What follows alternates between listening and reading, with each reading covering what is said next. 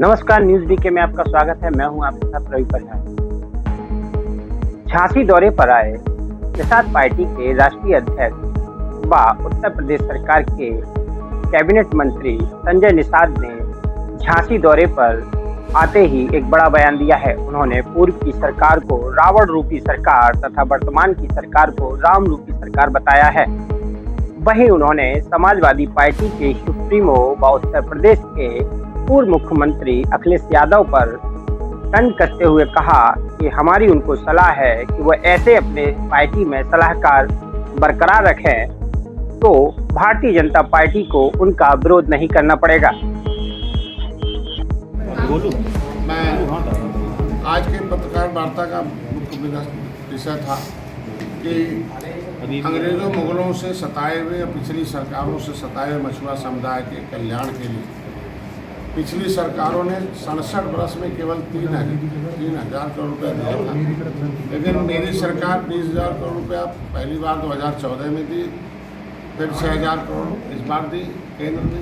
अभी उत्तर प्रदेश सरकार ने भी 257 करोड़ रुपये एक, 25 करोड़ रुपये एक, 10 मुख्यमंत्री संपदा योजना में 5 करोड़ निषाद बाग। ये कहना था कि इन मछुआरों को पिछली सरकारों ने शिकार बनाया था वोट लेके। अभी हमारी सरकार इन्हें हिस्सेदार बना रही है। हमारे कार्यकर्ताओं के अथक परिश्रम से, वोट को इकट्ठा करने से, सत्ता के साथ रहने से पहली बार है मछुआ कल्याण कोष की स्थापना हुई है और कल उसका शासनादेश जारी हुआ है। अब इन मछुआरों के गांव में हम सबसे बड़ा कम्युनिटी हॉल बनाकर उनके बच्चों को ई लाइब्रेरी खुलवाएंगे उसमें, जिससे दुनिया के ज्ञान के बारे में पता चले। स्किल डेवलपमेंट के लिए होगा, इनके बच्चों के शिक्षा के लिए कहीं पढ़ रहे हैं, मेधावी छात्र हैं, पढ़ने में हैं, गरीब हैं, तो उनको फीस देंगे।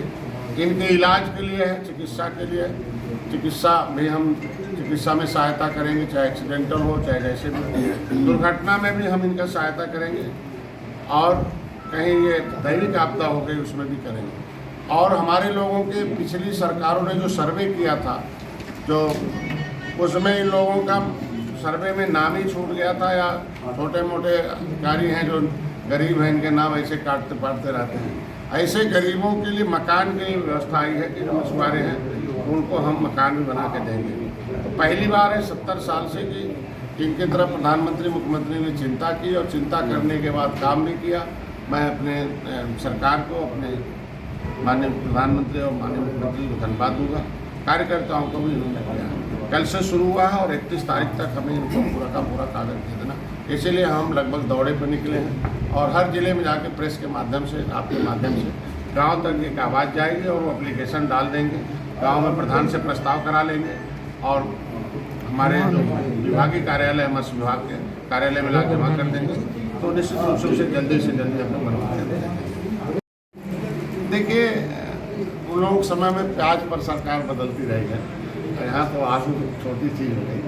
आज के दिन में हमारी सरकार जनता के द्वार है। जनता ने जो जिनका नाम ले रहे हैं, जनता ने 2013 से लगातार 14 से आवाज़ बंद कर रखी है। वो जो कहते हैं उसे उल्टा ही होता है। 2014, 2017, 2019, 2022, अब 2024 में भी देख लीजिएगा, दूर दूर तक कोई नजर नहीं आ रहा।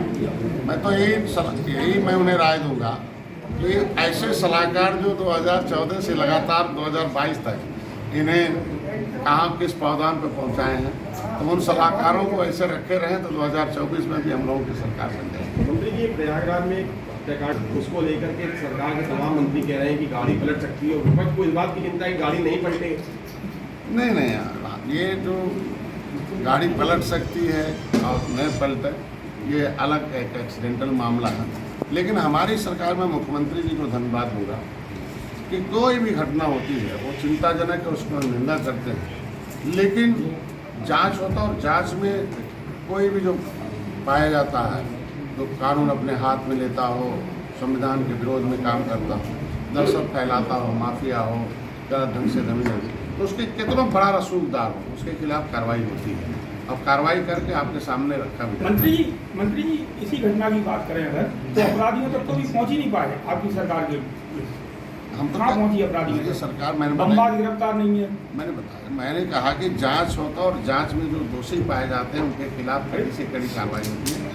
अब जांच में दोषी जो लोग हैं उनको चिन्हित किया जा रहा है और चिन्हित में जो मिल रहे हैं आप देखोगे क्या हासिल हो रहा है। कड़ी कार्रवाई तो मंत्री जी होती है, लेकिन जिस तरीके से दुस्साहसिक तरीके से ये वारदात को अंजाम दिया गया, उससे एक चीज तो साफ हो रही है कि खौफ नहीं है योगी सरकार। लोग अभी तक फरार हैं।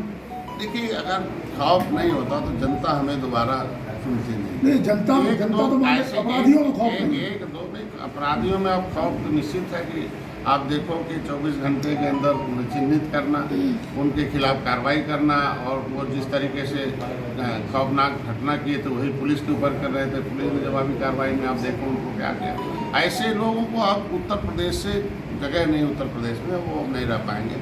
हमारे मुख्यमंत्री जी ने कहा ना कि पिछली सरकारों ने किस तरीके से यही अधिकारी थे, यही पुलिस थी, तो उनके सरकारों में इन्हें संरक्षण मिलता था, और आज हमारे सरकार आज की सरकार में हमारे सजा मिल रही है। अभी भी जो बयान एक 8 अगस्त 2022 को एक शासनादेश हुआ था, उसमें चौथे नंबर पर था कि जो भी पैसा प्रधानमंत्री मत्स्य संपदा योजना का है वो केंद्र भारत सरकार के प्रधानमंत्री मत्स्य संपदा योजना ऑपरेशनल गाइडलाइन के अनुसार दिया जाएगा। उसमें व्यवस्था था कि पहले फिश फार्मर, फिश वेंडर को दिया जाएगा, फिर एससी को होगा, फिर महिला होगी, फिर या तो फिर कोई विकलांग होगा, पुरुषों की, महिला किसी भी बिरादरी की होगी, लेकिन मत्स्य क्षेत्र में काम करने वाले पुरुषों को दिया जाएगा। लेकिन त्रुटिवश कुछ अधिकारी कर्मचारियों ने उसको नज़रअंदाज करते हुए सभी का उन्होंने चयन करके DSC करा दिया। तो उस पर भी मैंने मंडल स्तर के अधिकारियों से जांच किया हूँ और समीक्षा कर रहा हूँ और निर्देश दे रहा हूँ DM को कि आपको अगर धोखे में रखा है तो उनके खिलाफ जांच करके कार्रवाई की जाए और पात्रों को दे दिया जाए और अपात्रों को रोक दिया जाए, जिससे कि भारत सरकार की मंशा हो कि इस क्षेत्र में काम करने वालों को उनको मिल जाए। ये मेन उद्देश्य था। और 26 मार्च को निषाद राज के किले पर एक भगवान निषाद राज का और भगवान राम की गले लगे मूर्ति हमारी सरकार ने लगाई 56 फुट की, तो उसका अनावरण हो रहा है।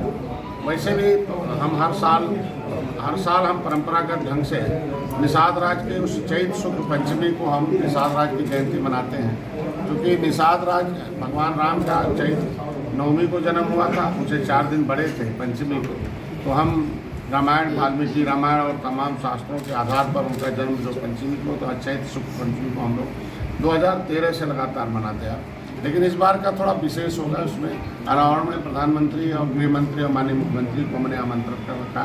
उसमें से देखिए कौन आता, निश्चित रूप से कोई सरकार आए, उसको पर्यटक स्थल घोषित भी करा रखा है। अब वो एक ऐतिहासिक जगह है, तो उसके लिए भी यहाँ हर जिले मंडल में हमें यहाँ सूचना देना था, यहाँ से लोगों को आमंत्रित करना था कि लोग निषाद राज के लिए इलाहाबाद रेलवे में अपना काम करें। ऐसे कोई बयान जिस तरीके से उनके अब आप ही कह रहे हैं सब कुछ कि गाड़ी पलट सकती है, वो चाहते न पलटे। अरे आप ये कम से कम जिस तरीके से देश की सुरक्षा के लिए सभी पार्टियां एक रहती हैं, उसी तरीके से प्रदेश की भी सुरक्षा के लिए इस तरीके से सभी पार्टियों को एक साथ आना चाहिए और ऐसे सभी अपराधियों के खिलाफ मिलजुल कर कार्रवाई करके उन्हें खत्म। मंत्री क्या मानते हैं?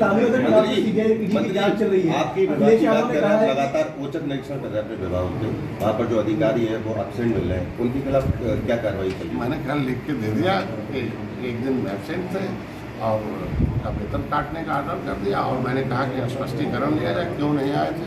अब बिना स्पष्टीकरण के तो कुछ आगे कोई कार्रवाई नहीं की जा सकती। अखिलेश यादव ने कहा है कि भाजपा सीबीआई ईडी का दुरुपयोग कर रही है सिर्फ विपक्षी पार्टियों को डराने धमकाने के लिए। अभी उन्होंने कुछ समय पहले बयान दिया। क्या किया जाए, इन एजेंसियों को बंद कर दिया जाए और ऐसे लोग अपने हिसाब से देश में लूटते खाते हैं। अरे एजेंसी का काम है वो काम करना, उसके बाद न्यायालय भी है। अगर एजेंसी दुरुपयोग करती है तो न्यायालय में लोग जाते हैं, तो इन्हें न्यायालय में क्यों नहीं संरक्षण मिल रहा है, न्यायालय इनके साथ क्यों नहीं खड़ी हो रही है। जो भी है विपक्षी लोग हैं, जब न्यायालय में जाते हैं तो अगर ये सही है तो न्यायालय तो नहीं गलत हो सकता ना। हम कहते हैं न्यायालय क्यों नहीं इनको दे रहा साथ, इसलिए जो गलत है तो गलत है। मंत्री लगभग सभी राजनीतिक दल 2024 की तैयारी, लोकसभा की तैयारी में जुट गए हैं, आपकी क्या स्थिति रही?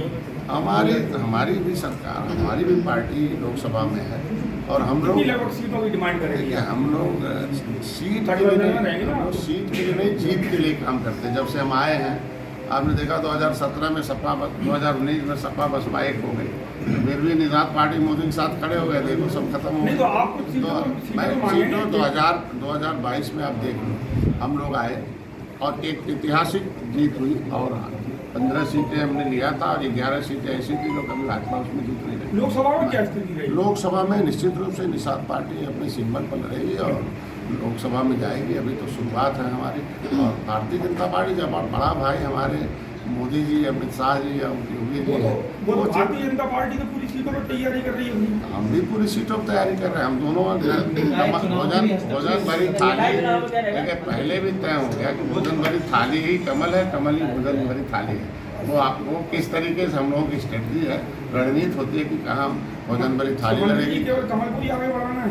नहीं, निषाद पार्टी भी आप देखो कोई नहीं जानता था और आप जैसे लोग हैं इतना सम्मान दे रहे हैं, कैसे कर सकते हैं? निकाय चुनाव में कैसे?